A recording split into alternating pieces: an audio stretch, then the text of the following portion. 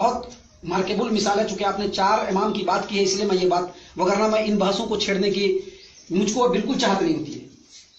دنیا میں جتنی زندگی رب نے دی ہے، اللہ کے فرمان کو لوگوں کے سامنے پیش کرنے کے لیے ہمارے پاس فرصت نہیں ہے، نبی کے عمل کو ہی پیش کرنے کے لیے ہمارے پاس فرصت نہیں ہے، ہم 4 امام کے جھمیلے میں کیوں پڑنے جائیں؟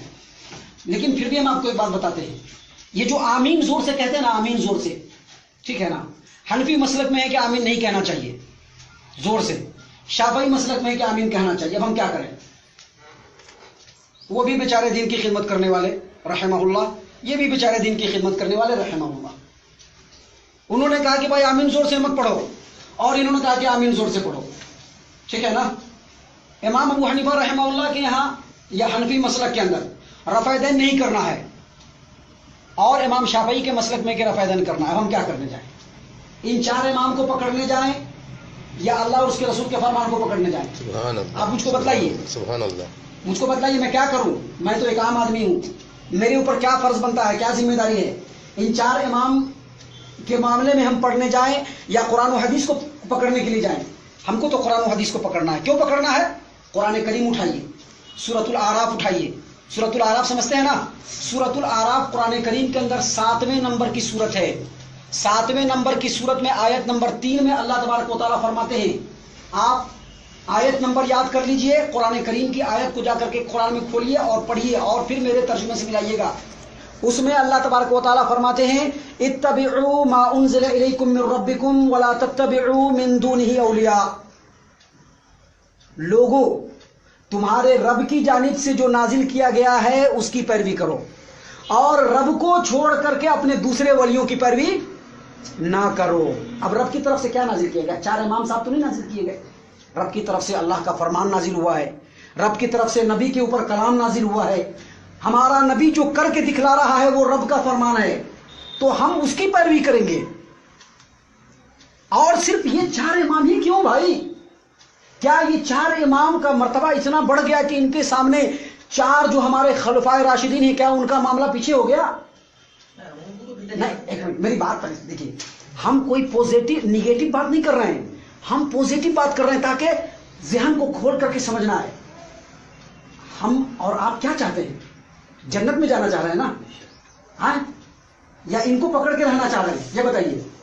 ہمارا اور آپ کا مقصد ہے جنت میں جانے کا، ان کو پکڑ کے رہنے کا ہمارا مقصد نہیں ہے۔ ہم کہیں زیادہ بڑھ کر کے ابو بکر عمر عثمان و علی رضی اللہ عنہ میں، اور جہاں تک علم کی بات ہے تو علم میں بھی ان 4 امام سے بہت آگے ہیں یہ 4 خلیفہ۔ تو ہونا تو یہ چاہیے تھا کہ 4 خلیفہ کا نام آتا، ہونا تو یہ چاہیے تھا۔ اور ایک حدیث ہے جس میں نبی صلی اللہ علیہ وسلم نے کھول کر کے کہا ہے، کیا کہا ہے؟ کہا ہے کہ فَإِنَّهُ مَن يَعِشْ مِنْكُمْ بَعْدِي فَسَيَرَى اخْتِلَافًا كَثِيرًا فَعَلَيْكُمْ بِسُنَّتِي وَسُنَّتِ الْخُلَفَاءِ الرَّاشِدِينَ الْمَهْدِيِّينَ، دیکھو لوگو، تم میں سے جو کوئی بھی میرے بعد زندگی گزارے گا وہ بہت سارے اختلافات کو دیکھے گا، ایسے وقت میں اس کو میری طریقے اور میرے خلفائے راشدین کے طریقے کو لازم پکڑنا چاہیے۔ کس کا نام لیا؟ 4 امام صاحب کا نام لیا یا 4 خلیفہ کا نام لیا؟ 4 خلیفہ کا نام لیا۔ یاد رکھیے، آپ کو جنت میں لے جانے کے لیے کوئی آپ کا ساتھ نہیں دینے والا ہے، چاہے آپ کے امام صاحب ہوں، چاہے آپ کے عالم صاحب ہوں، چاہے آپ کے مفتی صاحب ہوں، چاہے آپ کے پیر صاحب ہوں، چاہے آپ کے امیر صاحب ہوں، کوئی آپ کو جنت میں نہیں لے جا سکتا ہے۔ جنت میں اگر جانا ہے تو نبی کے فرمان کو پکڑ لیجیے، اور اس کے لیے کسی عالم کو خاص مت کیجیے۔ ایک عالم کو خاص کر کے کہ اسی کی بات سب صحیح ہوگی، یہ غلط ہے۔ اور سارے، خود امام ابو حنیفہ رحمہ اللہ نے کہا ہے کہ اذا صح الحدیث فہو مذہبی، جب صحیح حدیث مل جائے وہی میرا مذہب ہے، وہی میرا طریقہ ہے۔ کیا مطلب ہے اس کا؟ اس کا مطلب کیا ہے؟ اللہ کے رسول صلی اللہ علیہ وسلم کے امتیوں میں سے ایک بڑے عالم امام ابو حنیفہ رحمہ اللہ کا یہ کہنا کہ اذا صح الحدیث فہو مذہبی، کیا مطلب؟ مطلب امام صاحب یہ کہنا چاہ رہے ہیں کہ دیکھو لوگوں، میں جو مسئلہ بیان کروں گا ممکن ہے کہ اس میں غلطی ہو جائے۔ اب تم کو ہمارا مسئلہ پہنچا اور ہمارا مسئلہ کچھ اور تھا اور صحیح حدیث کچھ اور تھا، تو یہ مت سمجھنا کہ میں نے جو کہا ہے وہ میرا طریقہ ہے، بلکہ یہ سمجھنا کہ جو صحیح حدیث ہے وہ میرا طریقہ ہے۔ امام صاحب تو اتنا کھول کر کے بتا کے چلے گئے، لیکن ہم لوگ وہی لقیب کے فقیر ہیں۔